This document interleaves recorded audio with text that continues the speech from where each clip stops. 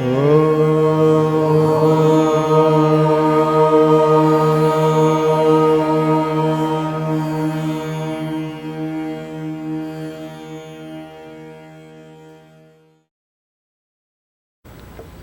is one unit, but it functions in different levels.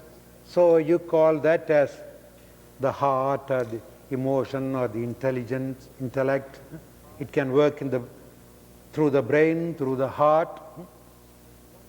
So it's one unit functioning, like one electricity functioning through various gadgets.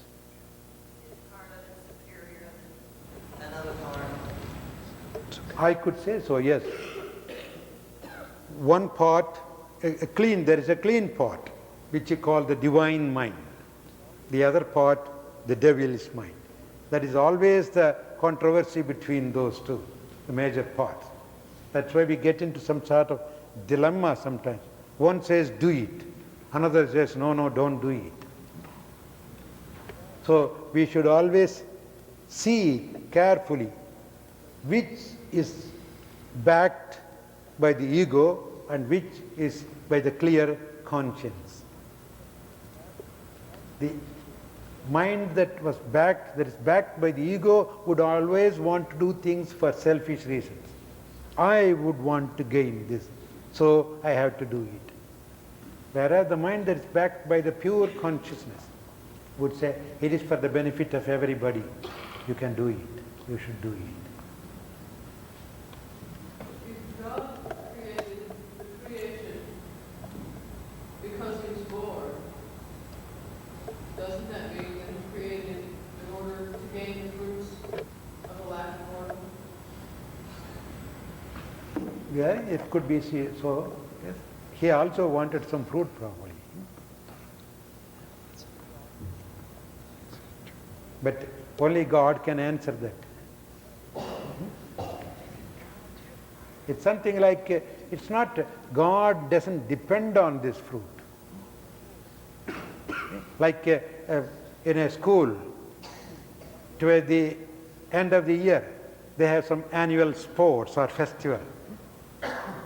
Some challenges are made, some games, competitions.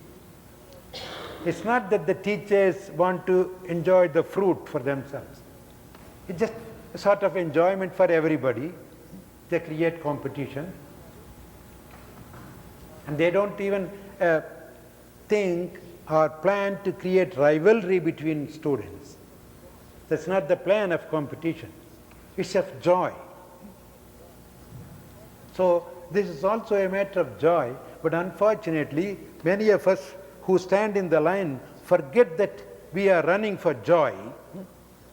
We literally begin to rival at each other and make it into a fight than a game. So the problem is due to our mistake. We don't play it as a game within proper rules. We immediately want to fight. Even modern games like many football, soccer, everything seems to be ending in violence many places. Why? Because they forgot that it's a game. If you play it as a game, there is joy in winning, joy in losing, both. One need not be winning always, and one should not always win. One should lose, otherwise the other party will lose interest. So that is what probably the intention of God. He wanted us all to be enjoying, happy. Just play a game, our parts.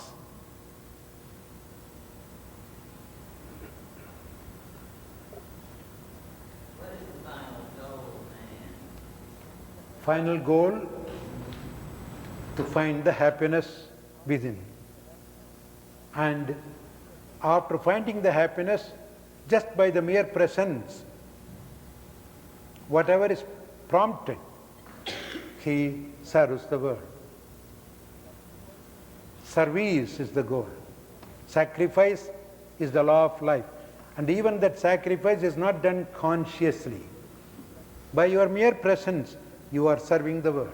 Like the flower.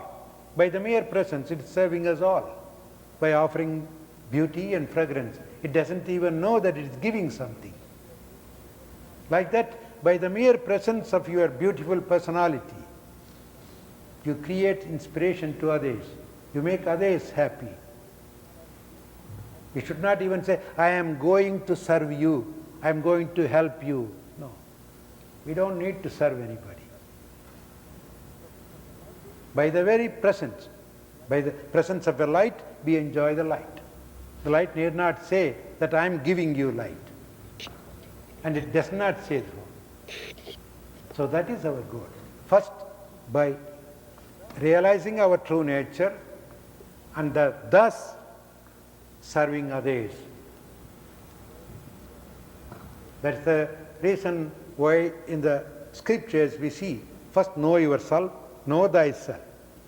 And then to know thyself, keep the mind clean. To keep the mind clean, do everything as a sacrifice. You sacrifice the selfishness. It's not the sacrificing of animals. You sacrifice this animalistic ego. So that is the purpose of life. We should always see that all what we have should be used by people in better way. That's what you call charity. If you have money, all right, that money should be useful for more people. And it should be properly used. You can give $100 somebody to go and eat and gamble and drink. That's not a proper charity. So, from a clean mind, we could even think of doing clean acts. It will be prompted. The cosmic consciousness takes over your awareness and it prompts you, come on, do this, do that. Because nothing belongs to us. It was just given to us, custodian-like. We don't carry anything with us. We come with empty hand, go with empty hand. So, to be useful. That's why, let me remind you the three words I very often use. Our goal should be to be easeful physically. Because when we lose the ease, we are diseased. So, to be easeful, to be peaceful, and to be useful. So we have to think of it. Am I easeful? Am I peaceful? Thus, am I useful? The goal of life could be summarized in these three words.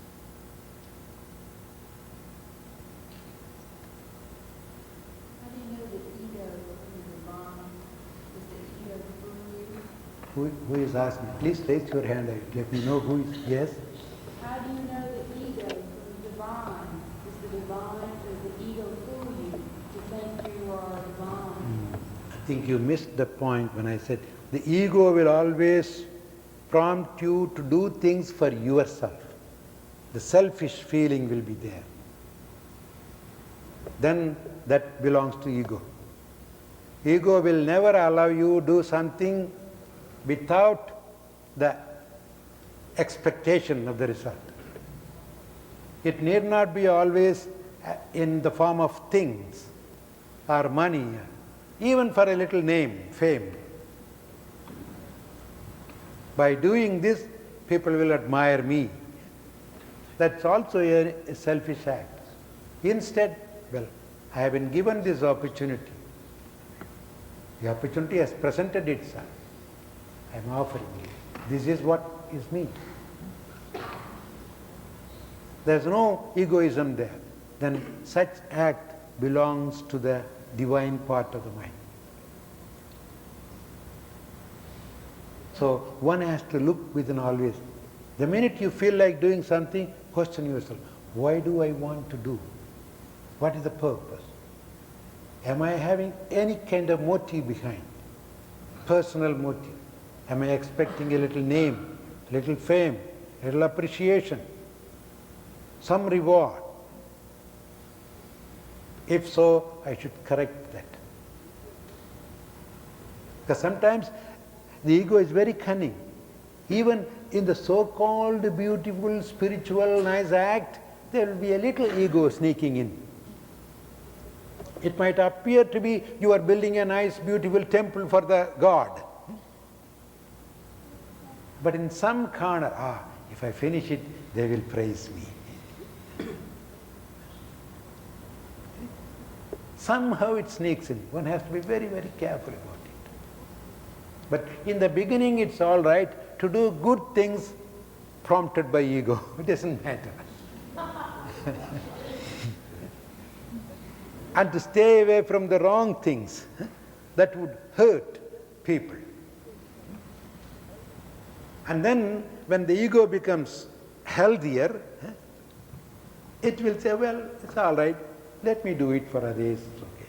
See, we are not angry with the ego at all. We don't need to crush the ego. No. Just simply make it healthy. A healthier ego is necessary. How can one protect itself against negative vibrations that you are forced to come in contact with in your daily routine of work? How can you protect yourself from the disturbance and the fear and the hurt when you see, for instance, greed, and this grieves you, and or you see someone mistreating someone and there's nothing you can do? How can you protect yourself so that you don't suffer so much? The best way is to make yourself strong, because the influences are always there outside. It's very hard to go and change others and make us safe. But it's easier to make us strong, ourselves strong, and not to be affected by the outside influence. That means self-reformation, strengthening one's own body and mind. Otherwise, we will keep on blaming the outside people, and there will be always some stronger influence outside. So, only when we are weak, it affects us. Take, for example, even the flu, so-called flu. When it comes as an epidemic, it doesn't affect everybody. Those who are strong are not affected. Those who are weak are affected. And that is the reason why we even call it flu. Its full name is influenza. It influences people who are weak.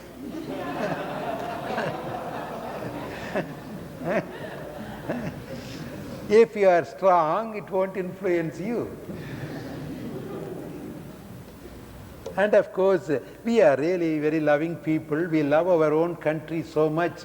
So we don't blame our country's flu for our influenza.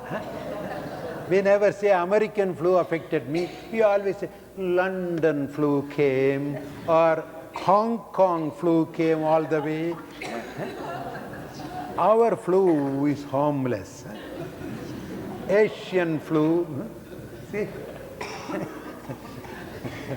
Even when blaming, we have a sort of national spirit.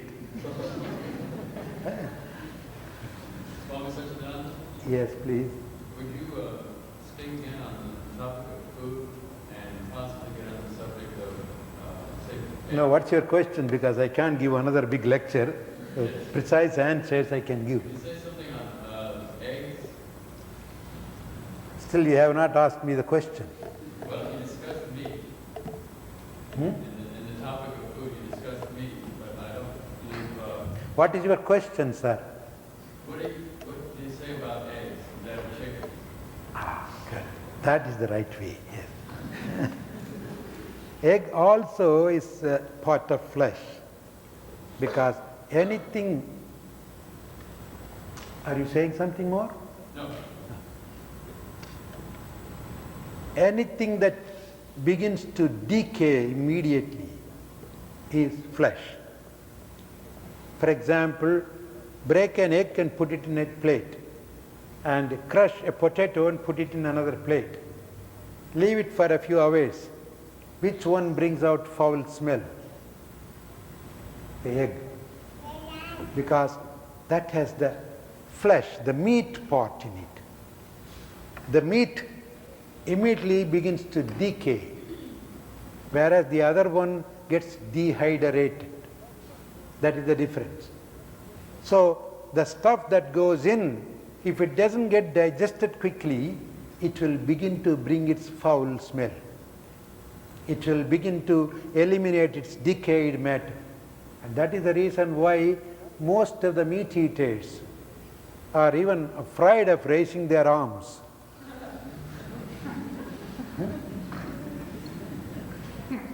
Yes, even in the church or synagogue, they can't do this. They have to do this. Or before they go there, they prepared. The reason is what you eat comes out. The vegetarians need not worry about it at all. Just look at the animals. All the vegetable eating animals are totally free from this foul smell. Their mouths, their even the matter that they eliminate doesn't smell at all. Whereas all the meat-eating animals can't even go near them. Everything that comes out of their body smells awfully bad. And their mentality also. The vegetable animals are more peace-loving. There may be exceptions, but in general, they are peace-loving. The meat-eating animals are wild and restless. Is the meat. So egg also is part of the meat. That's why we avoid that. But compared to other, this is less harmless. Like 1% tar.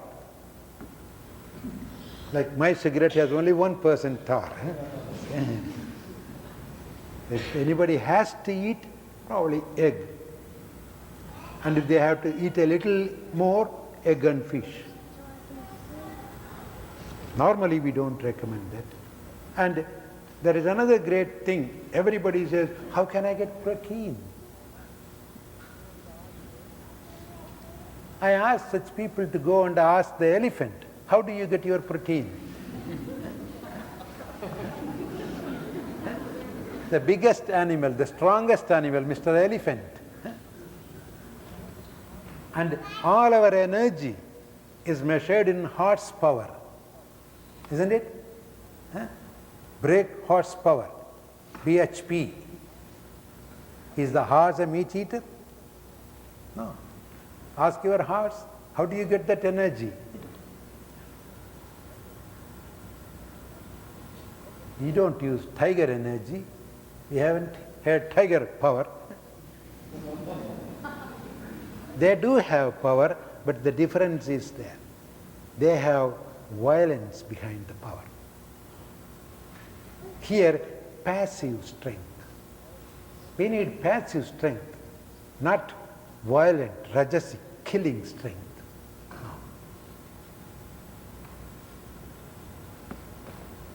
And that all goes with the food that we eat. You are what you eat. Let's remember that. The food not only makes the body, it makes the mind as well. Sattvic food, we say. Drink also. A cup of grape juice is beautiful. The same thing fermented, it makes you go tipsy. Alcohol ferments. So we should be always, most of the problems are caused by the food. Many, both mental and physical. So just by changing proper food, we can change many of our problems. Even doctors nowadays, many of them seem to recognize it. The other day, a few doctors were talking after me, and they almost unanimously said that there are 4 things, the major cause for all the problems here: smoking, drinking, overeating, stress. These are the 4 major problems for the major killers. And these we see more in very rich countries.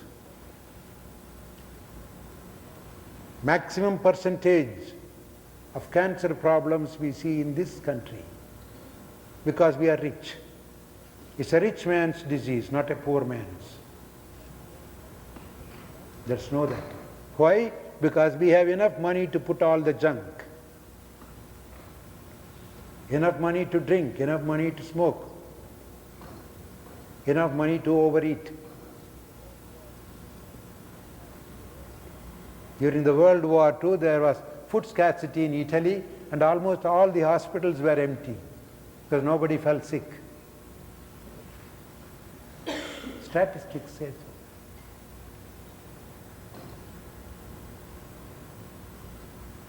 So we have to be very careful about what we eat, what goes in, what we drink, what we inhale.